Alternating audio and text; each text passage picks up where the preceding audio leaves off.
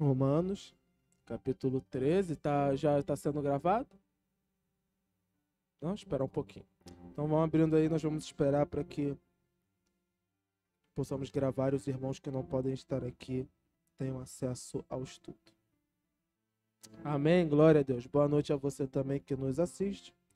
Romanos, capítulo 13. Nesse primeiro momento, vamos ler até o versículo 7, onde essa primeira parte, Paulo vai tratar sobre a submissão às autoridades. E nós vamos começar a entender como o cristão deve viver em sociedade, como ele deve tratar as autoridades dessa terra e até onde a autoridade delas vai. Então, versículo 1. Todos devem sujeitar-se às autoridades governamentais, pois não há autoridade que não venha de Deus. As autoridades que existem foram por ele estabelecidas. Portanto, aquele que se rebela contra a autoridade está se colocando contra o Deus que instituiu. E aqueles que assim procedem trazem condenação sobre si mesmos. Pois os governantes não devem ser temidos a não ser pelos que praticam o mal. Você quer viver livre do medo da autoridade? Pratique o bem, e ela o enaltecerá, pois é serva de Deus para o seu bem. Mas, se você pratica o mal, tenha medo, pois ela não porta a espada sem motivo. É serva de Deus, agente da justiça para punir quem pratica o mal. Portanto, é necessário que sejamos submissos às autoridades, não apenas por causa da possibilidade de uma punição, mas também por questão de consciência. É por isso que também vocês pagam imposto, pois as autoridades estão a serviço de Deus, sempre dedicadas a esse trabalho. Deem cada um o que lhe é devido, se imposto, imposto, se tributo, tributo, se temor, temor, se honra, honra. Até aqui, vamos orar. Espírito Santo de Deus, Senhor, a palavra é morta e vazia se não proceder de ti, Senhor.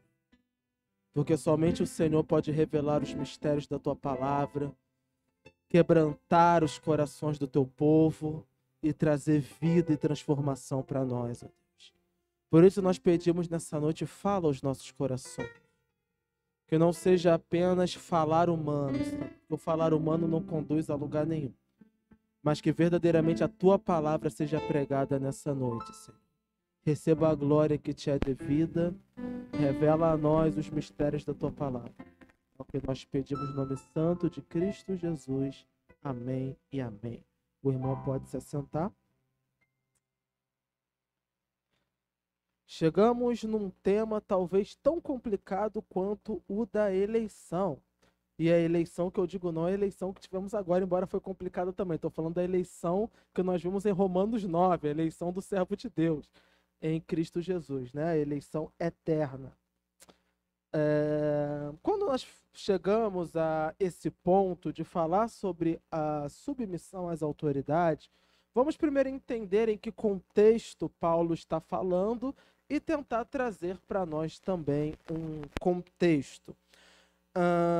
Paulo falava aos romanos. Roma era a capital do império.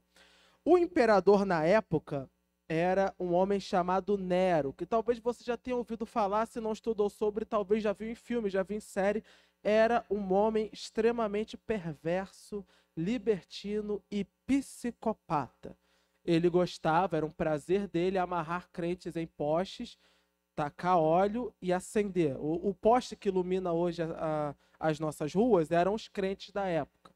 Eles eram acesos, queimados vivos, para iluminar a cidade. Ele achava bonito ver a cidade iluminada pelos crentes queimados. Quando nós falamos crentes, vamos entender não só os adultos, mas também as crianças, os jovens e os idosos. Era um prazer desse homem fazer isso. Ele também gostava muito de jogar crentes nos coliseus e soltar leões para que os leões devorassem, estraçalhassem os crentes. Quando nós falamos em crentes, estamos incluindo também as mulheres, as crianças, os idosos. Então, quando Paulo vai falar de submissão à autoridade, ele não está falando de uma autoridade justa, honesta e bondosa para os crentes, mas ao contrário, ele está falando de uma autoridade bem peculiar, bem terrível, para falar a verdade. O Império Romano era um império invasor. Eles haviam conquistado as terras a quais eles governavam. Então, os crentes judeus que viviam em Roma, e até mesmo outros irmãos que estivessem na igreja, poderiam não ser romanos, mas sim ser de povos que foram conquistados e foram morar em Roma. Então, talvez tudo o que o crente da época, tudo que o servo de Deus viu desse governo era coisa ruim. O que eles viam do Império Romano era coisa ruim. E Paulo, ele, com a autoridade que ele tem como líder da igreja, podendo até mesmo tentar instaurar uma rebelião, instaurar um combate armado contra a autoridade maligna que o governava, ele vai num caminho totalmente oposto e dizer que a igreja deve se submeter à autoridade humana. No caso, a autoridade do imperador, a autoridade que foi estabelecida. E qual é o único ponto que ele levanta para que o cristão seja submisso à autoridade? Ele enaltece algumas boas qualidades que nós podemos encontrar. É muito raro que um governo seja tão ruim a ponto de não conseguir encontrar essas qualidades mínimas, né? Ele vai colocar a punição contra os crimes. O governo ou o país tem que estar muito ruim para que os criminosos não sejam punidos adequadamente. Já pode olhar a nossa situação, talvez.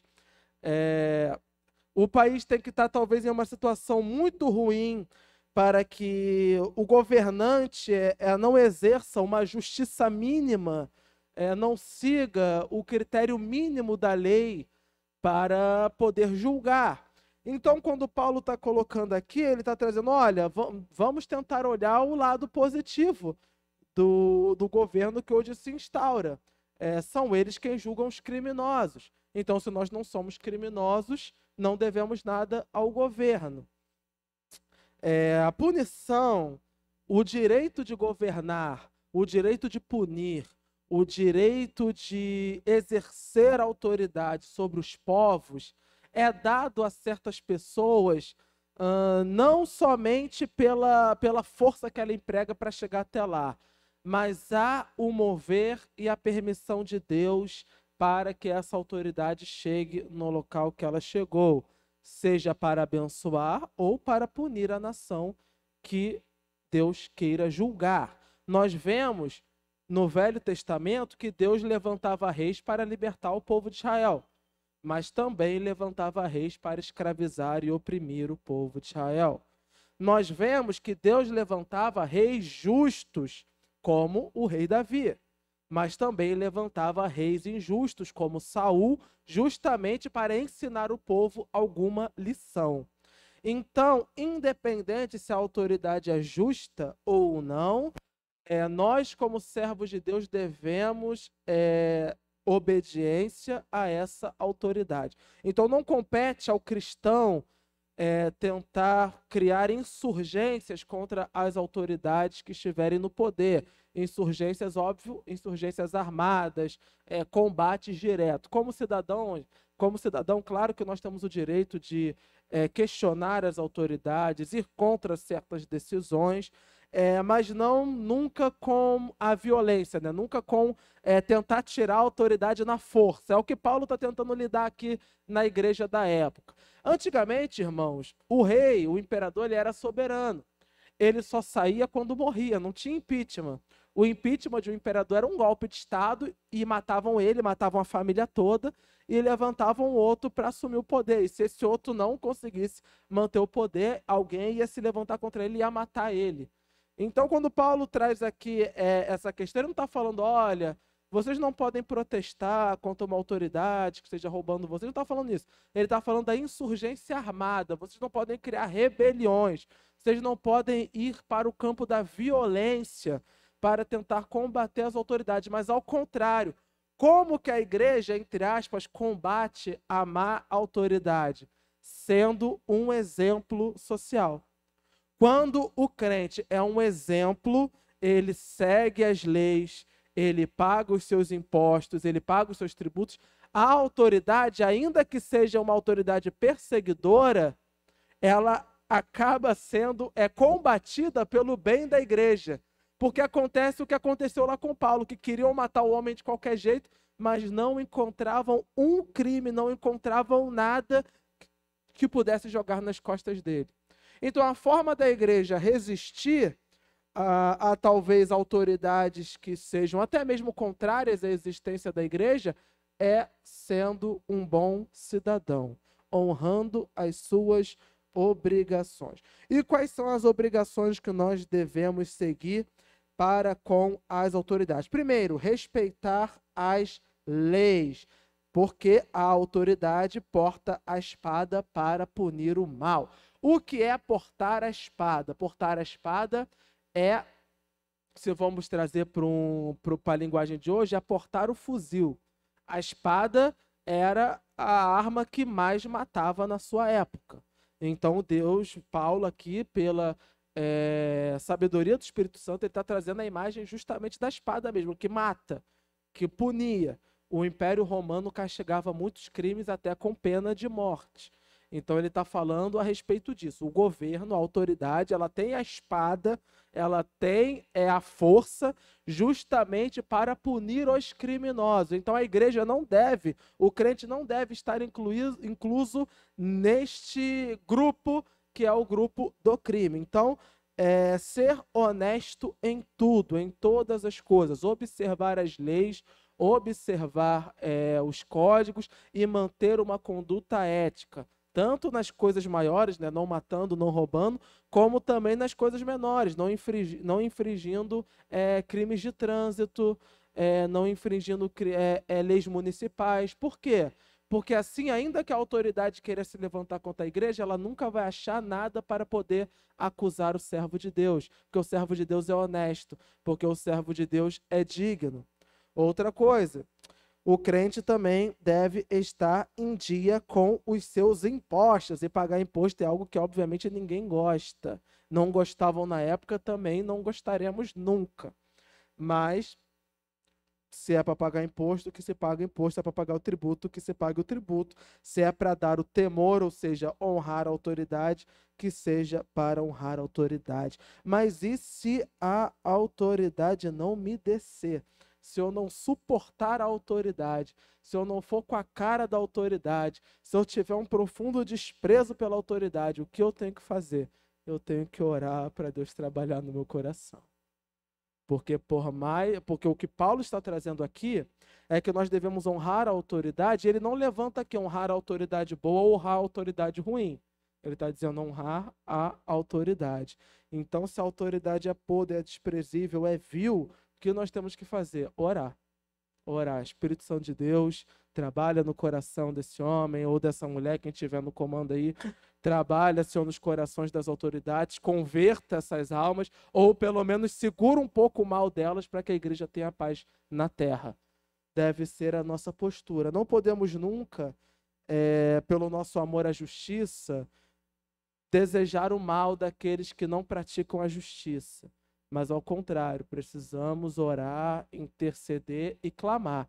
É algo difícil? É muito difícil. A palavra de Deus nos manda amar os inimigos. E às vezes a autoridade é o inimigo realmente.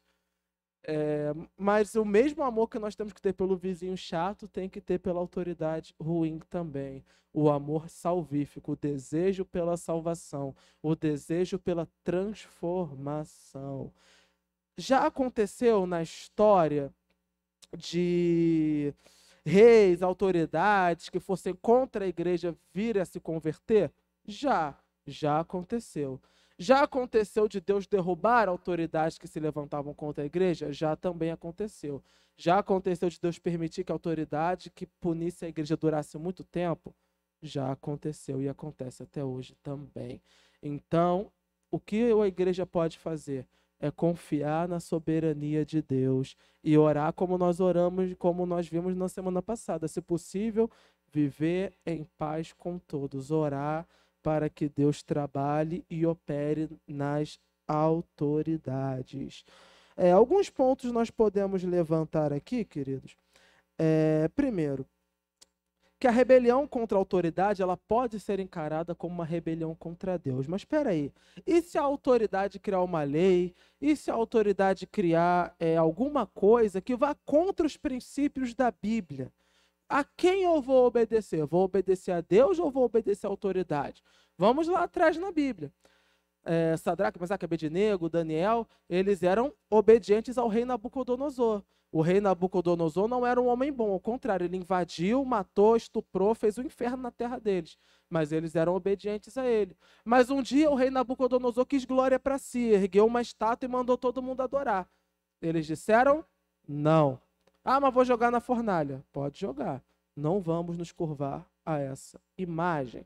Eles não se curvaram, nós vimos um agir maravilhoso. O próprio Deus se manifestou ali, porque o rei viu o filho dos deuses ali. Então o próprio Deus estava com eles. E já é uma coisa que nós podemos lembrar, ainda que o governo seja mais ímpio e cruel, Deus continua conosco e está no controle de todas as coisas. Deus estava com eles mesmo dentro da fornalha. E ali o que a autoridade viu? A autoridade viu que Deus estava com eles e por conta disso, o rei Nabucodonosor não chegou a se converter, mas deu mais liberdade para que o povo de Deus adorasse, para que o povo de Deus buscasse. Há também um que não quis de jeito nenhum, que foi Faraó. E nós vimos em Romanos 9 que quem endureceu o coração dele foi o próprio Deus. O Senhor falou, Moisés, liberta o meu povo, e Moisés chegou lá, olha, o Deus quer que o povo saia para adorá-lo. Ele falou, não vão. Não vão, não vão. Deus colocou ele no pó, humilhou ele. Se um dia tivermos o prazer de fazer um estudo, talvez sobre o Êxodo, nós vamos ver que Deus humilha cada um dos deuses que o faraó adorava. Cada um deles. O próprio rio Nilo era adorado como Deus. Moisés, ele bota o mar vira sangue, como se Deus estivesse matando cada deus que aquele homem adorava. E Deus colocou ele no pó. E depois, quando ele libertou o povo, ainda se arrependeu de novo, foi atrás e Deus humilhou mais uma vez, mostrando que ele é soberano sobre todas as coisas. Por que eu quero levantar isso aos irmãos? Até onde vai a nossa obediência às autoridades? Eu acho que o exemplo melhor já foi dado no culto da família, quando vocês perguntaram sobre até onde ia a submissão da mulher ao marido, e o pastor respondeu sabiamente, vai até onde está o limite da palavra de Deus.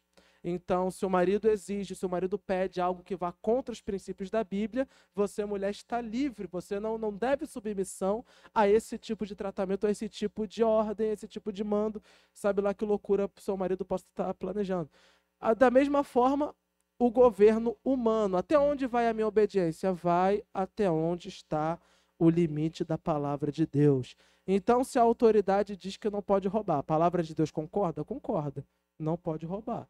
Se a autoridade diz que não se pode fraudar ou fazer qualquer tipo de alterações em documentos sigilosos, secretos, pessoais, está dentro dos limites da palavra de Deus? Está, não fere os critérios da palavra de Deus. Então eu posso obedecer. Se a autoridade diz que não pode fazer xixi na rua, está dentro dos critérios da palavra de Deus? Está. Até lá em Levítico tinham cuidado para que houvesse higiene. Então, deve-se ser obedecido. Agora, a autoridade diz que não se pode mais frequentar uma igreja. Aí não. Foi contra a palavra do Senhor. Aí, mais vale obedecer a Deus do que a homens. Por isso que é necessário sempre haver o quê? Sabedoria. Sabedoria é o princípio máximo para que o cristão viva bem em sociedade. Então, até onde eu obedeço a autoridade, até onde ela não ferir os princípios bíblicos. Não ferir, no caso, me obrigar a ferir. Porque a autoridade pode até ferir os princípios bíblicos, mas é eles que vão se entender com Deus. Eu é que não vou ferir os meus princípios para agradar a autoridade. Agora, enquanto a autoridade governar sem ferir os princípios bíblicos, mesmo que governe mal, mesmo que governe com crueldade, mesmo que governe com males, sim, eu devo ser submisso a ela e clamar, orar, para ou Deus transforme esse coração ou Deus levante uma outra autoridade.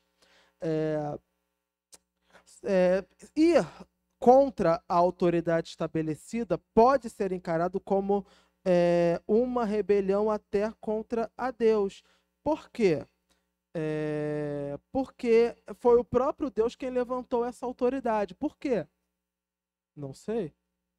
Deus, o Senhor tem seus propósitos. Ele levanta os reis e os abate. Muitas das vezes ele levanta governos ruins para castigar um povo ruim, ou castigar um povo que o abandonou ou que não deu valor a ele. Às vezes acontece, sim, às vezes acontece. É por isso que toda autoridade é ruim?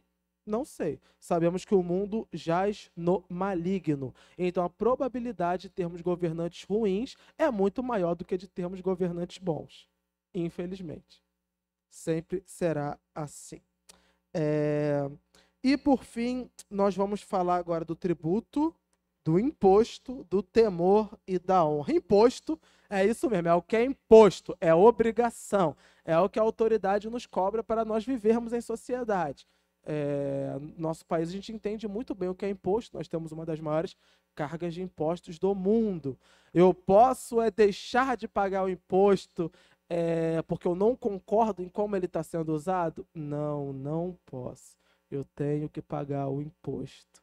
Não tem jeito e não há brechas na Bíblia para isso. Quando Jesus foi interrogado sobre o imposto, que ele falou: dai a César o que é de César, dai a Deus o que é de Deus. Vamos cultuar, vamos entregar ao Senhor louvor, vamos entregar a Ele a glória, mas se o César, se o governante está querendo dinheiro, não tem jeito, tem que pagar. Biblicamente não há solução para isso. Socialmente, claro, a gente pode eleger pessoas que se proponham a diminuir os impostos, mas simplesmente dizer não vou pagar é uma rebeldia. Se tributo, o tributo é uma...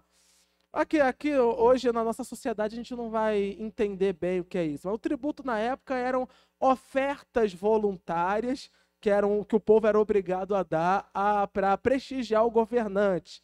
Então, poxa, hoje vai vir a autoridade aí, vamos separar aqui os tributos para dar para ele, essas coisas. Hoje, na nossa realidade, não se encaixa muito mais. Já vendo, não sei, você pode encarar o tributo, não sei, como pegar uma coisa, às vezes, que é excepcional. A parcela do teu condomínio. Esse mês o condomínio se reuniu lá, foi aprovado, a autoridade aprovou, o pessoal aprovou, que tem que pagar um pouquinho a mais da taxa tal. Pague. Se tiver condições, óbvio, pague. Para que o seu nome não fique mal falado.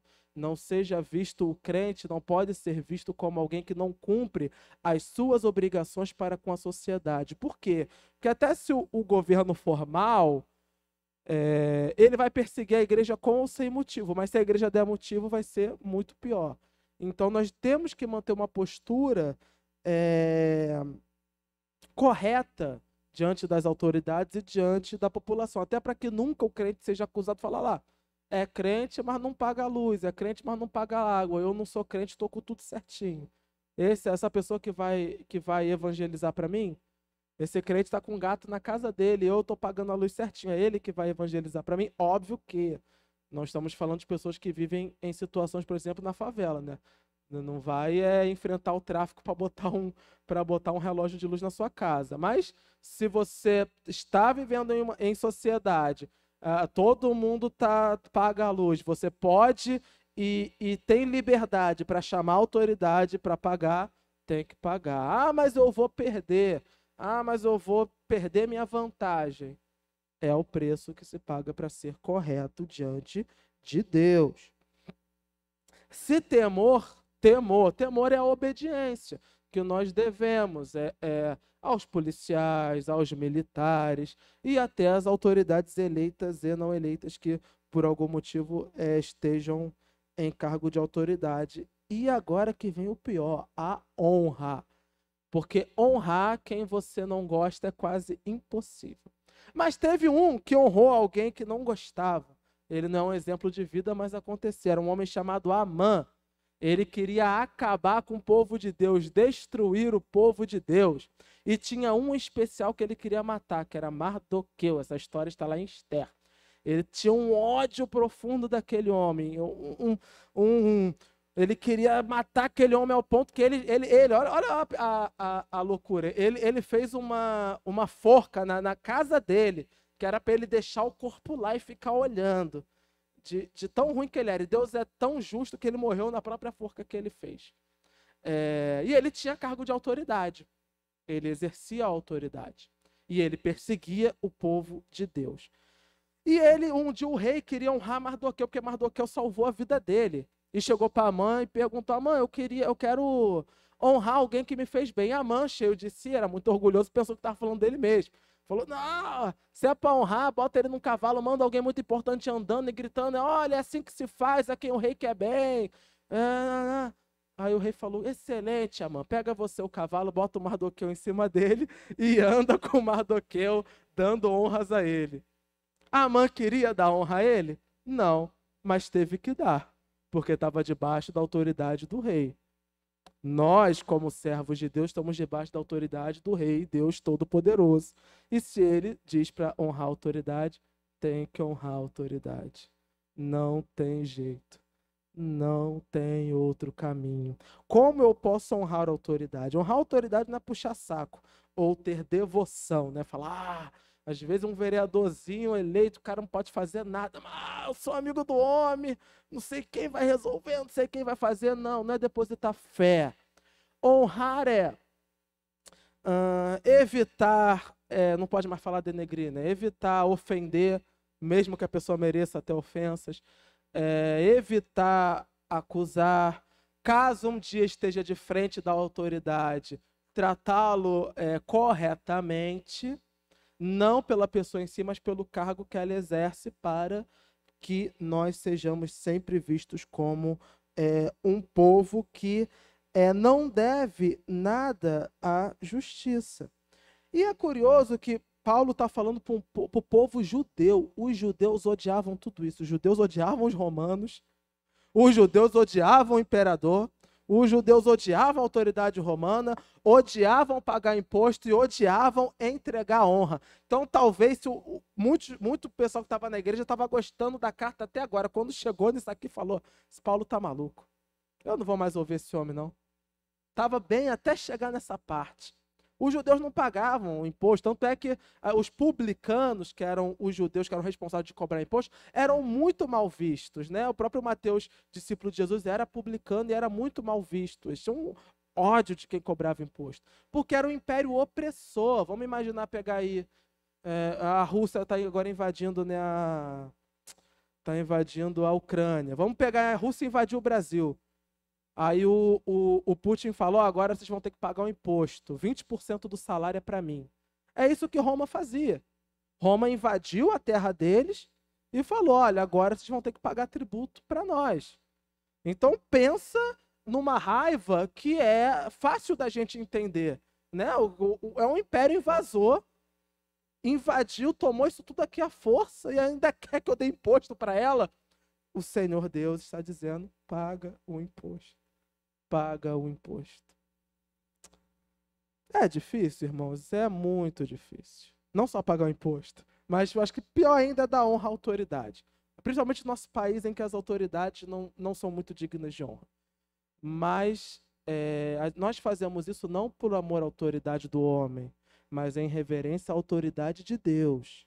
Sabendo que se Deus me pede para fazer isso, Ele é poderoso para abençoar a minha vida, independente da autoridade que esteja no comando, porque maior do que a autoridade do homem está a autoridade do Senhor, que permanece rei soberano sobre todas as coisas. Versículo 8. Esse capítulo é pequeno, já estamos encerrando. Acho que talvez se fosse maior, ninguém lia mais, né? Versículo 8. Não devam nada a ninguém, a não ser o amor de uns pelos outros. Pois aquele que ama seu próximo tem cumprido a lei. Pois estes mandamentos: não adulterarás, não matarás, não furtarás, não cobiçarás, e qualquer outro mandamento, todos se resumem neste preceito: ame o seu próximo como a si mesmo. Aqui Paulo está parafraseando o próprio Jesus. O amor Não pratica o mal contra o próximo. Portanto, o amor é o cumprimento da lei. Façam isso compreendendo o tempo em que vivemos. Chegou a hora de vocês despertarem do sono. Porque agora a nossa salvação está mais próxima do que quando cremos. A noite está quase acabando. O dia logo vem. Portanto, deixemos de lado as obras das trevas e revistamo-nos da armadura da luz. Comportemo-nos com obediência, como quem age à luz do dia, não em orgias e bebedeiras, não em imoralidade sexual e depravação, não em desavença e inveja. Ao contrário, revistam-se do Senhor Jesus Cristo e não fiquem premeditando como satisfazer os desejos da carne. Então, a gente, se a gente pegar o que a gente pode resumir esse capítulo, seria como o cristão tendo uma boa imagem diante da sociedade. Então, o cristão ele tem uma boa imagem diante da autoridade, mas também tem que ter uma boa imagem diante daqueles que estão ao seu redor. Então, não adianta eu pagar a luz, pagar a água, pagar os impostos e não pagar o vizinho que talvez eu peguei alguma coisa emprestado. Ou não cumprir o serviço para qual eu fui contratado, não entregar o produto da qual eu fui pago para entregar, cumprir os nossos deveres. Por quê, irmãos? Porque nós representamos o nome de Cristo. Quando um crente é humilhado diante da sociedade por não se comportar corretamente, é o nome de Cristo Jesus quem está sendo manchado, porque o mundo aponta e fala, esses crentes não prestam. Porque eu vendi um produto da Avon da Natura para crente e ela não pagou. Eu emprestei ali um dinheiro para crente e ele não pagou. Quando eu emprestei para o umbandista, quando eu emprestei para o espírita, quando eu emprestei para o ateu, ele me pagou certinho, mas o crente não pagou. O que isso faz? Isso envergonha o nome de Deus. E aí, quando a igreja for evangelizar, quando nós vamos... E às vezes nós, mesmo sendo corretos, sofremos porque outros fazem isso, né? Às vezes você vai levar o evangelho para alguém, já aconteceu comigo, fui pregar o evangelho, a pessoa falou, você vai pregar para mim? Tem uma vizinha que é crente, a mulher é insuportável, a mulher não respeita, hora, 11 da noite, 10 da noite, a música alta, farra o dia todo, e aí? E aí a gente fica numa situação complicada, porque, vamos ser sinceros, a pessoa está certa. Diante da sociedade, ela vive melhor que o crente. É esse que é o ponto que Paulo está chegando. Como uma sociedade imoral e deturpada como a sociedade romana, e podemos trazer para a nossa sociedade também que é imoral e deturpada, consegue se comportar melhor que nós, que temos a palavra de Deus, que temos o Espírito Santo de Deus, que temos a salvação da alma. Então a coisa não está batendo. O crente ele tem que ser um exemplo. Crente tem que ser aquele que a pessoa pode deixar 10 mil aqui, vai continuar ali. Ele não vai tocar, ele não vai olhar, ele não vai maldar. Ele é de extrema confiança. Pode confiar. Olha, aqui é a chave da minha casa, você é irmão em Cristo, se um dia eu perder, eu pego contigo. Porque eu sei que na tua mão jamais vai acontecer nada. Olha, não está com dinheiro para pagar, não se preocupe. Pague quando puder, porque eu sei que você pode até sofrer, mas um dia tu vai pagar. É a imagem que o crente já teve essa imagem. Já teve essa imagem. No passado já teve. Antigamente, né, nos anos que o evangelho chega, lá nos anos de 1900, podiam falar o que fosse do crente. Mas quando dava algum problema, corriam para chamar o crente. Hoje não chamam mais. Antigamente, olhava dentro de casa, né, o Diácono Júnior é a prova. Eram católicos, mas quando a irmã estava com problema, correram lá nos crentes para chamar os crentes. Porque olhavam para aquelas pessoas, poxa, que gente chata. Nossa, que gente perturbada. Ai, que gente insuportável.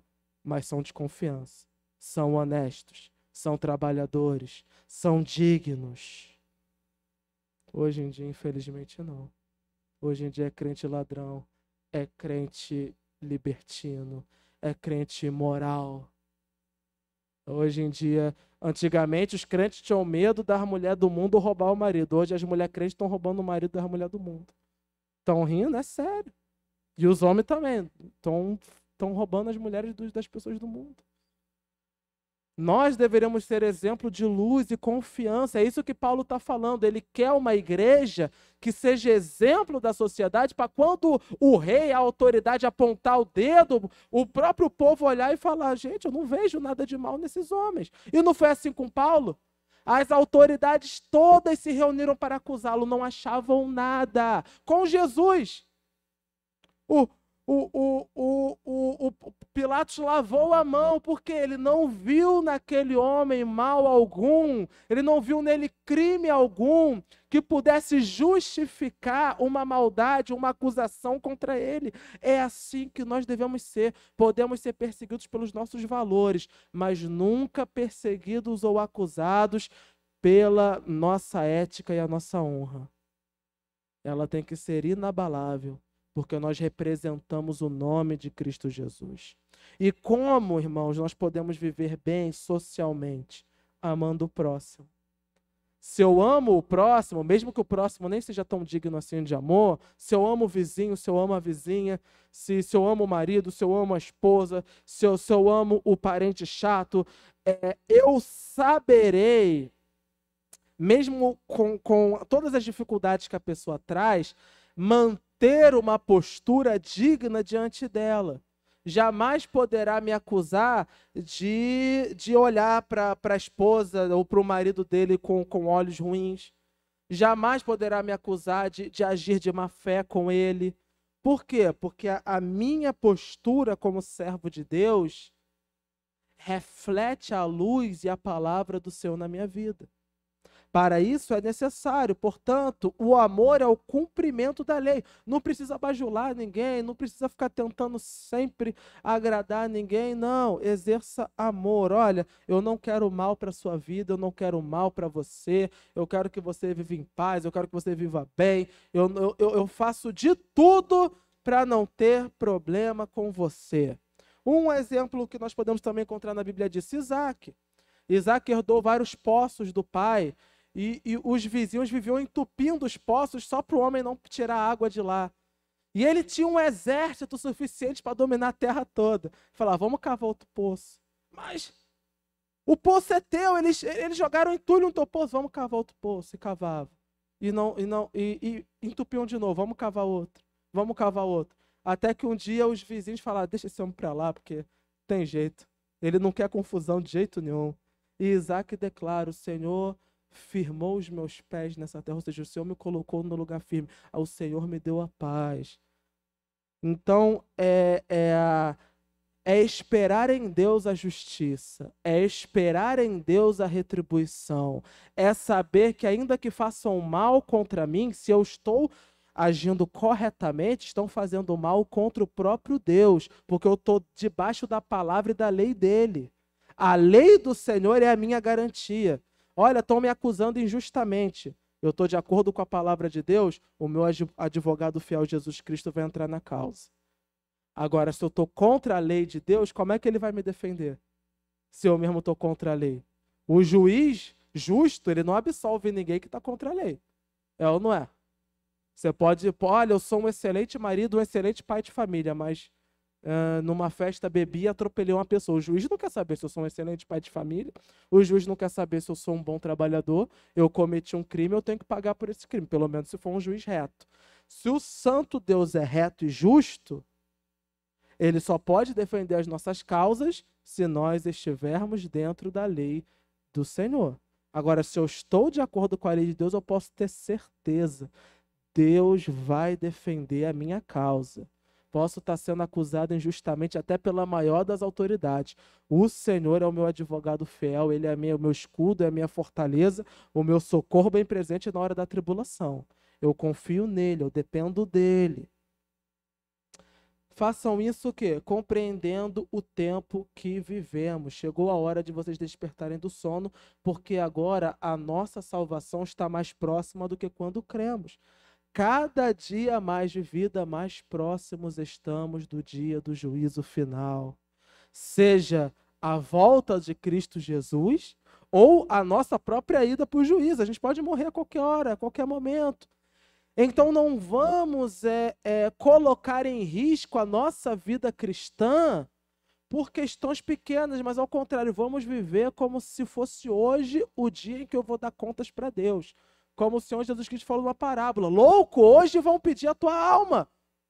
Hoje vão pedir a tua alma. E aí? O que você vai oferecer? Quando o Filho do Homem voltar, encontrará fé na terra? Cada dia mais nos aproximamos do fim dos tempos e está chegando a hora. Cristo está às portas. A nossa vida é um sopro, nós não sabemos quando ela vai acabar. Então vivamos cada dia na luz da palavra de Deus, vivendo corretamente. E a noite, esse jogo de palavras é lindo, a noite está quase acabando, o dia logo vem.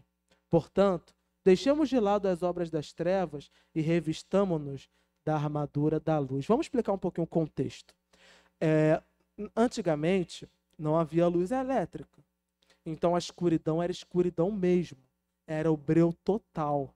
Não era nada seguro sair às ruas à noite. Só havia na rua prostituta, bandidagem e gente fazendo coisa errada, adulterando, roubando. Por isso que Paulo está fazendo essa contrapartida. Não vivam como aqueles que vivem na noite. Né? Viver na noite é o quê? Era fazer coisa errada. As pessoas que não queriam fazer coisa errada à luz do dia faziam na noite, que ninguém está vendo. Literalmente ninguém está vendo. Tu abria a janela, não enxergava nada, não tinha luz.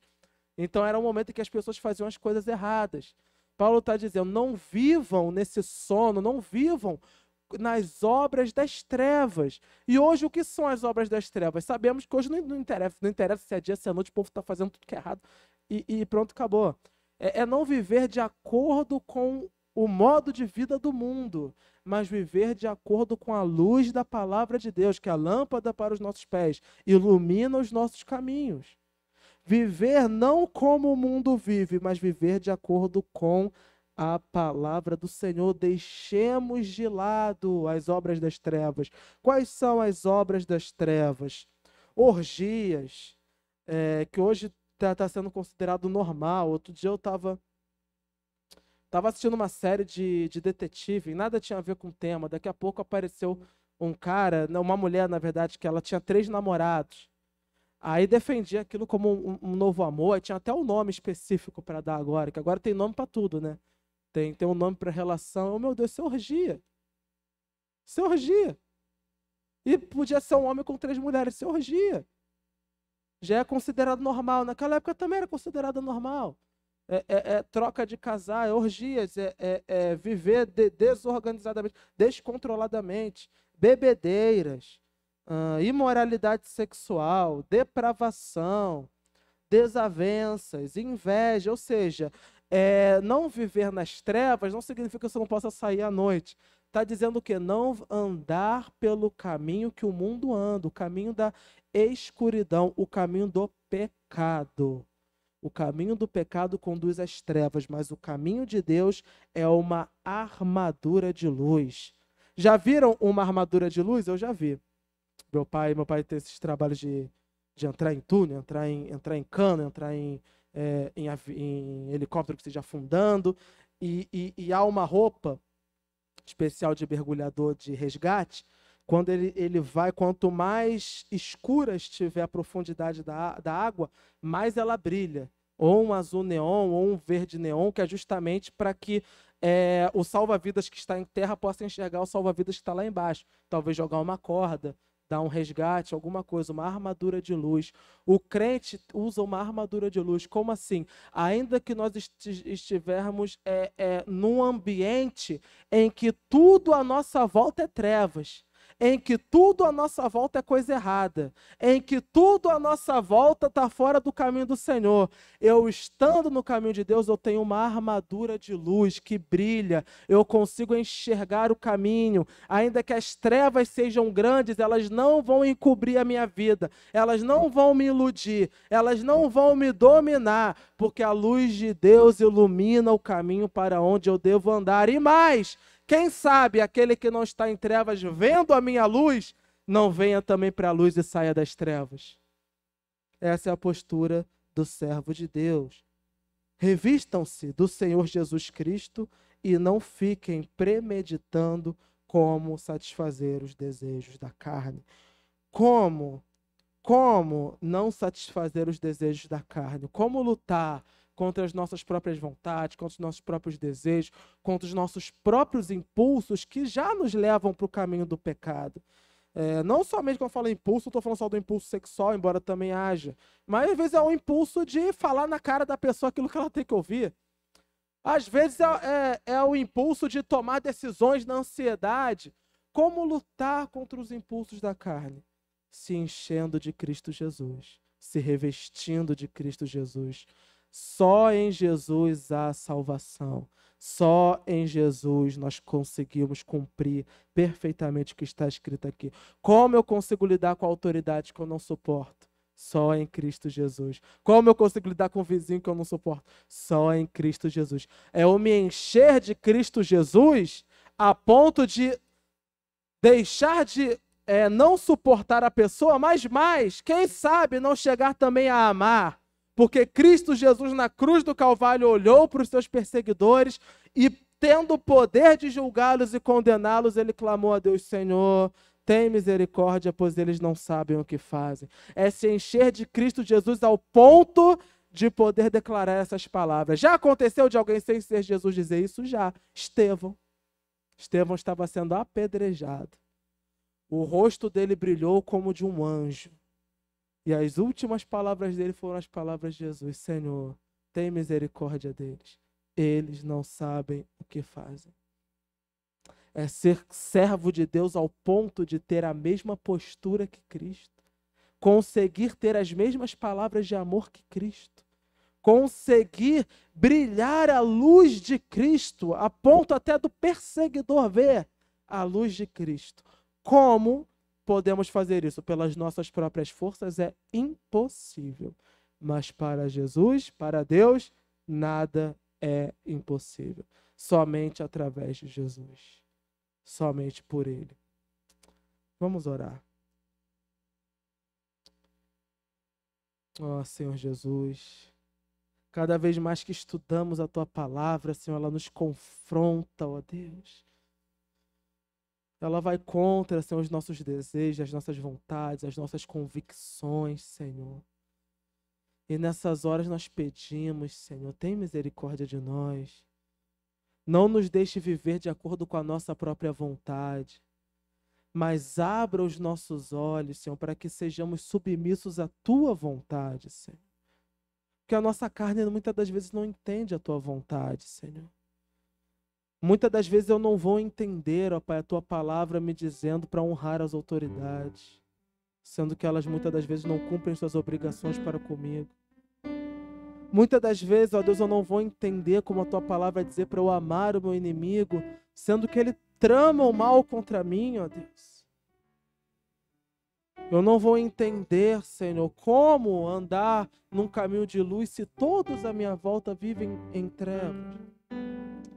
Somente o Senhor, ó Deus, somente o Senhor pode encher a minha vida da Tua presença, Pai, ao ponto da minha carne ser cada vez menor e o Espírito cada vez mais forte. Somente por Teu intermédio, somente pela Tua graça, Senhor. Pela minha própria força eu não consigo. Derrama o Teu amor sobre mim, amor que ama os inimigos. Derrama o Teu perdão sobre mim, que é capaz de perdoar aquele que faz até as piores das ofensas. Dá-me, ó Deus, o Teu autocontrole. Dá-me, Senhor, a Tua fé, pois quando estava para ser entregue aos homens, mesmo em estado de profunda angústia, entregou-se à vontade do Pai. Senhor, que nós possamos cumprir a Tua vontade, mesmo diante das situações mais adversas, ó Deus. Somente com a Tua graça, Senhor. Dá-nos graça para isso. Queremos, ó Pai, ser servos Teus, onde a sociedade possa olhar e talvez até desprezar pelos nossos valores, mas nunca desprezar pela nossa honra e pela nossa ética. Que, ó Deus, eles sejam os primeiros a apontar o dedo para nós pelos nossos valores, mas também sejam os primeiros a correr atrás de nós pedindo oração, pedindo palavra de sabedoria, pedindo ajuda, porque reconhecem que nós somos servos Teus, ó Deus. Que a tua igreja volte a ser reconhecida, Senhor, como um povo sério, como um povo digno, como um povo honesto. Que até mesmo as autoridades mais corruptas possam ver na igreja um povo honesto, um povo que não se corrompe, um povo que não se vende, um povo que não abre mão dos seus valores, mas está disposto a contribuir para o melhor da sociedade. Ajuda-nos, ó Deus, a brilhar a tua luz, que pode salvar o mundo das trevas. É o que nós te pedimos. No nome santo de Cristo Jesus. Amém e amém.